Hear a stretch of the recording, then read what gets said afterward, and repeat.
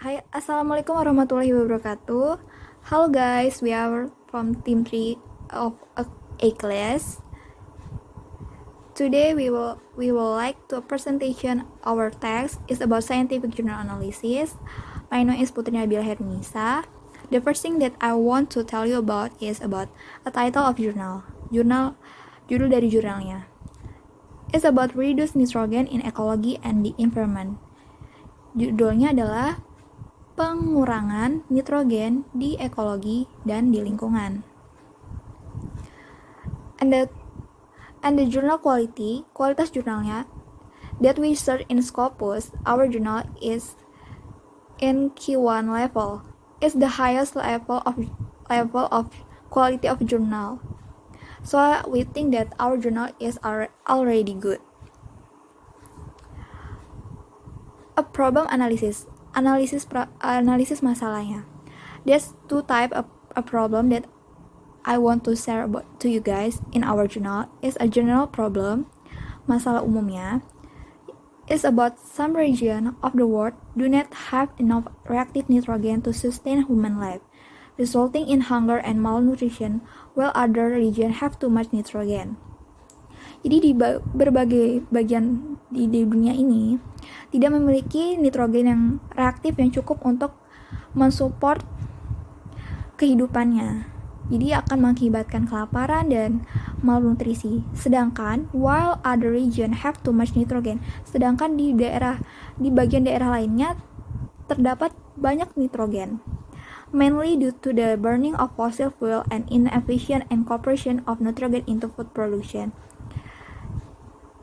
Itu bisa dari pembakaran fosil atau tidak efektifnya atau tidak kooperatifnya penggunaan nitrogen di kegiatan produksi makanan, resulting in a large number of major human health and ecological effects.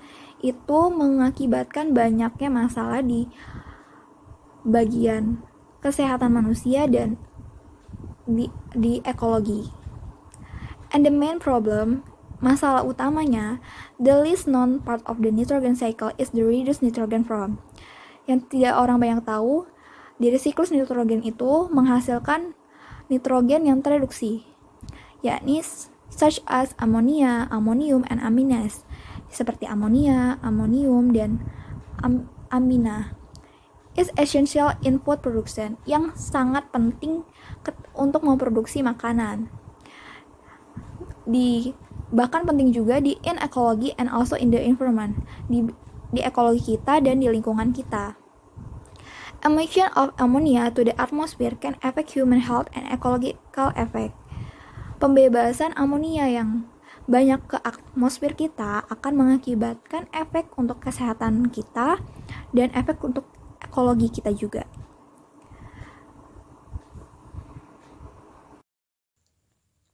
Purpose.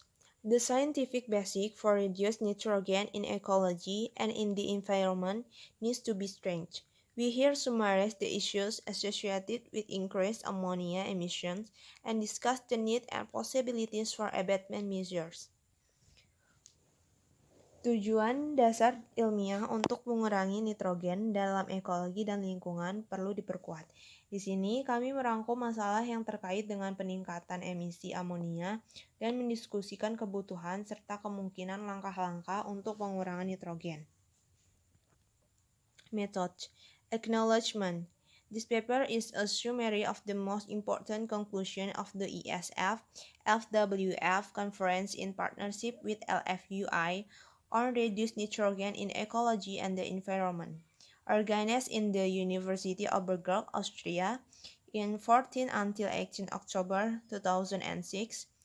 We also acknowledge the support of the Coast Action 729, the International Nitrogen Initiative or INI, and ESF Program Nitrogen in Europe or NINE. Metode. Makalah ini adalah ringkasan dari kesimpulan terpenting konferensi ESF-FWF dalam kerjasamanya dengan LFUI tentang pengurangan nitrogen dalam ekologi dan lingkungan, yang diselenggarakan di Universitas Obergurl, Austria pada 14-18 Oktober 2006. Kami juga mendapat dukungan dari COS Action 729, International Nitrogen Initiative atau INI, dan ISF Program Nitrogen di Eropa atau NINI. Introducing my name, Brigita Dwindasari with NPM 1813024007 will explain about result. The rates of global ammonia manufacture since 1900 are shown in Fig 2 after the invention and implementation of the Haber-Bosch process to produce NH3 from N2 and hydrogen. The production increased rapidly since 2001. Overall, 80% of the chemical production of NH3 is used to produce fertilizer in the forms of ammonium nitrate, urea, calcium nitrate, ammonium bicarbonate, and several varieties NPK, mixtures of nitrogen, potassium, and phosphorus. Tingkat pembuatan amonia global sejak tahun 1900 ditunjukkan pada gambar 2. Setelah penemuan dan implementasi proses Haber-Bosch untuk menghasilkan NH3 dari N2 dan hidrogen, produksi meningkat pesat. SMIL 2001.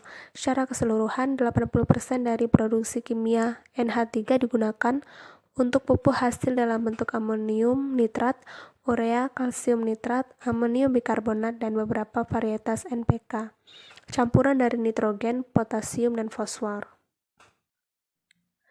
The global NH3 emission is estimated to be 53.7 TGN, of which 10.7 TGS of natural origin. About 65% is from agriculture and 16% is natural. Table 1. The data from different sources in Table 1 reflect the variation in estimate. Currently, volcanic emissions are not included in the emission inventories and may contribute to the global balance. Other natural emissions come from large colonies of seal or penguins.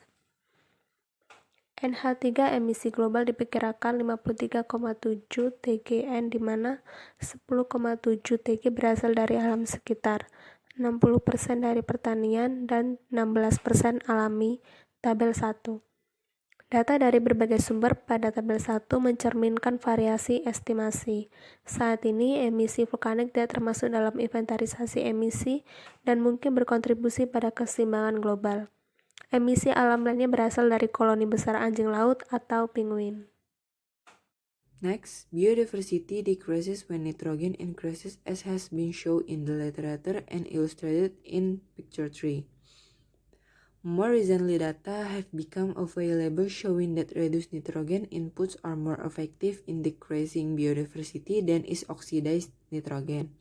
Reduced nitrogen is more readily available, stimulating growth. Furthermore, increased level of ammonium can be toxic to plant. Jadi pada gambar 3 titik tersebut menunjukkan jumlah spesies dalam sistem terestrial menurun dengan meningkatnya nitrogen masuk. Pada gambar tersebut menunjukkan rasio jumlah spesies meningkat ketika jumlah nitrogen yang masuk menurun. Conclusion: the estimates of global, regional, and local ammonia emission have high uncertainties which increase with the smaller scale. Emission factors depend on the type of source, climate and environmental condition, and farmer management. The emission factor probably change over time because of increased nitrogen fertilization rate. Okay, maybe enough for this presentation. Thank you for your listening. May all this we share can be beneficial for all of us. Thank you, terima kasih.